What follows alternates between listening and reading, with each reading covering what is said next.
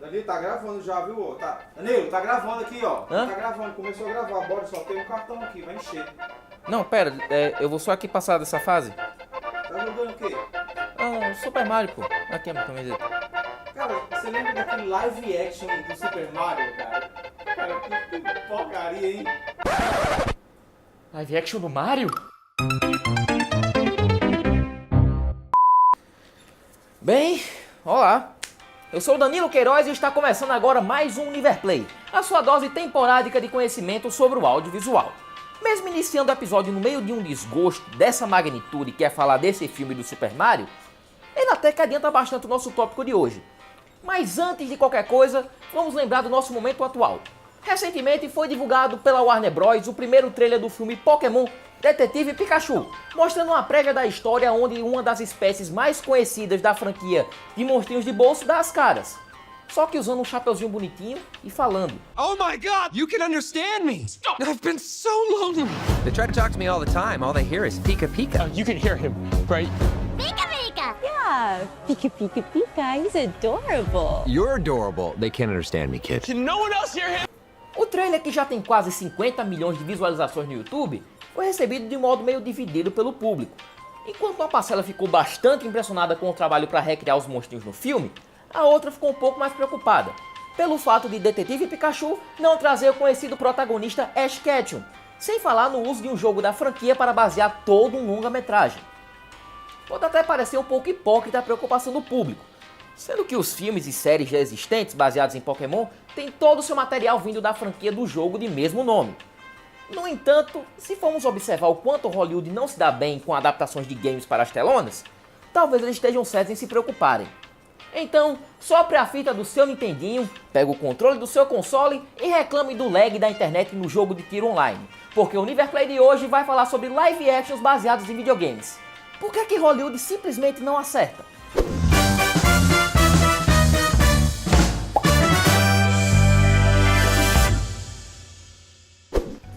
Bem, a resposta para isso é muito simples. Filmes baseados em videogames não são feitos para ser bons. Então, isso, o Univerplay vai não, ficar não, canal NTV. tira esse áudio, tira Também isso aqui da pelas minha cara, redes tira isso aqui da minha cara, sociais tira isso aparecendo aqui, aqui na sua tela. tira isso aqui. Até Não, a pode próxima tirar o nome da URL do vídeo. meu também, eu não acabei, eu vou explicar agora.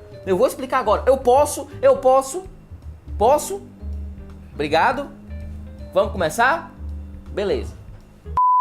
Eu acho que fizeram isso comigo porque essa é a parte do vídeo que pode ser entendida como aquela parte em que eu falo algo que vocês, nem meu câmera, gosta. Mas é isso mesmo. Filmes baseados em videogames não são feitos para serem bons. São chamados cash grabs. Filmes feitos apenas para ganhar dinheiro baseado em alguma marca conhecida, em vez de realmente se importar em fazer uma história bem feita. As grandes produtoras de filmes veem que um jogo é rentável e bum, vamos fazer um filme, como se fosse simples assim. Se aproveitando do nome do jogo apenas para sua promoção própria, o filme finda tendo apenas alguns elementos que remetem vagamente o que o jogo é baseado, para poder não dizer, não, a gente colocou alguma coisa. Um exemplo bem evidente disso é Need for Speed, o filme, de 2012, cuja única semelhança com o game são os carros e o nome. Tire o título do jogo da Electronic Arts e veja que é só mais um filme genérico de ação que tem carros. Podia até ser chamado como algum spin-off de Velozes e Furiosos. Essa situação leva a outro problema. Os jogos costumam ter alguma história de fundo, por mais rasa que seja, e não é uma grande parte do game. Essa tendência é tão predominante na indústria que são poucas as companhias de games que têm uma equipe de roteirista para suas histórias. Ao contrário do cinema, os jogos não dão tanta prioridade para o roteiro na sua produção, com o script facilmente subjugado pela preocupação nas mecânicas, jogabilidade e gameplay do negócio. E é aí que a mudança dos controles para a telona começa a dar errado. Fazer um roteiro que se atenha ao jogo e correr o risco de ser muito vazio, ou adicionar umas coisas na história que não tem nada a ver com a ideia original? Se essa pergunta lhe pareceu complicada, é porque ela é. Sem um equilíbrio, o filme está condenado. Seja muito fiel e o filme parecerá um pouco vazio, como Ratchet & Clank. Ou seja muito criativo e o longa-metragem não vai ter nada a ver com source material. Desse último, só dá pra lembrar a horrível, terrível e escabrosa tentativa de longa-metragem de Super Mario Bros., o que na minha opinião não passa de uma mancha enorme que sempre constará no currículo de atores conhecidos e respeitados, como Bob Hoskins, John Leguizamo e Dennis Hopper. Gente, é sério, estamos falando de um filme onde o Yoshi virou um Velociraptor e o Rei Koopa era um cara de penteado horrível e uma língua enorme. Sem falar nos Goombas que passaram desse monstrinho para o que quer que seja esse treco aí.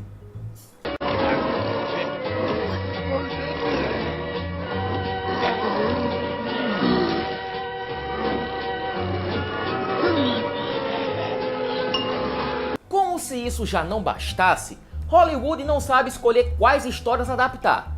Em vez de procurar algum jogo que tenha um certo potencial cinemático, como God of War ou The Last of Us, as produtoras vão procurar por games que, apesar de rentáveis, não tem nenhum futuro como uma grande aventura na telona.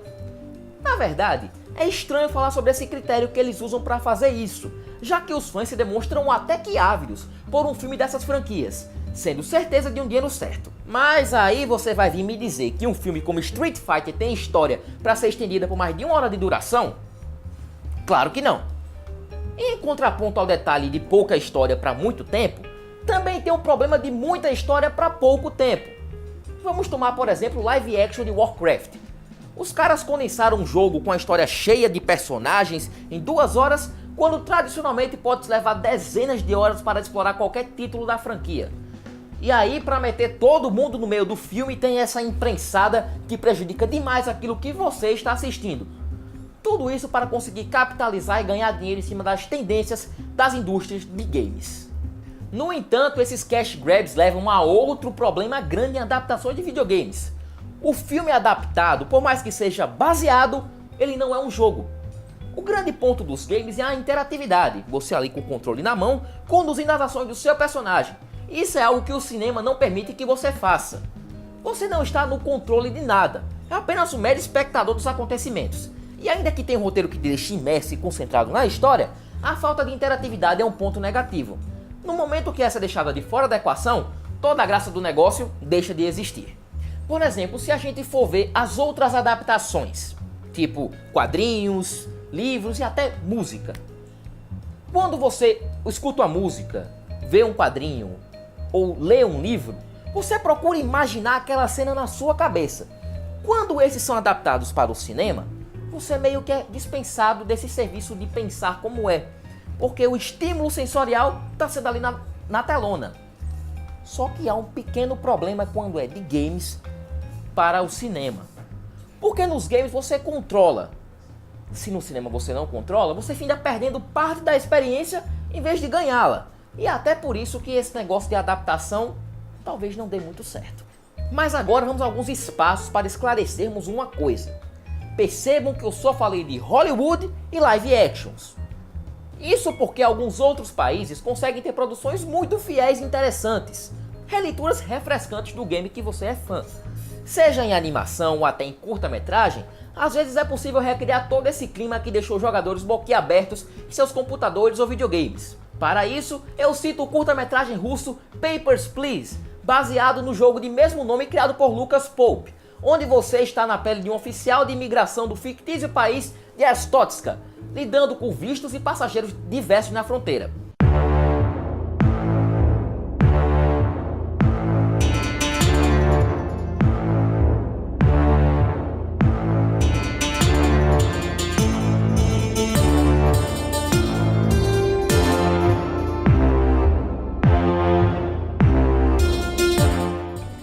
A metragem já tem mais de 3 milhões de visualizações no YouTube e traduz com louvor a estética do game.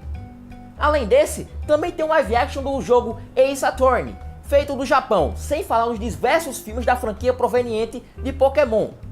Talvez Hollywood possa aprender um pouco com essas produções, entendendo que um bom equilíbrio de elementos do cinema e dos games pode gerar uma boa adaptação. Inclusive, o próprio jogo Papers, Please, como filme, são muito bons. Então, vai lá, você pode pausar esse vídeo e dar uma assistida lá. Recomendo. Mas apesar desse dossiê dos fracassos americanos de produzirem filmes assim, eu até que tô bem otimista sobre Detetive Pikachu.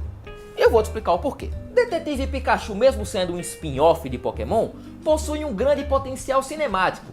A história do jogo é tão envolvente de um modo que alguns veículos especializados em games disseram que esse jogo lançado em 2016 funcionaria melhor como um filme do que propriamente um jogo.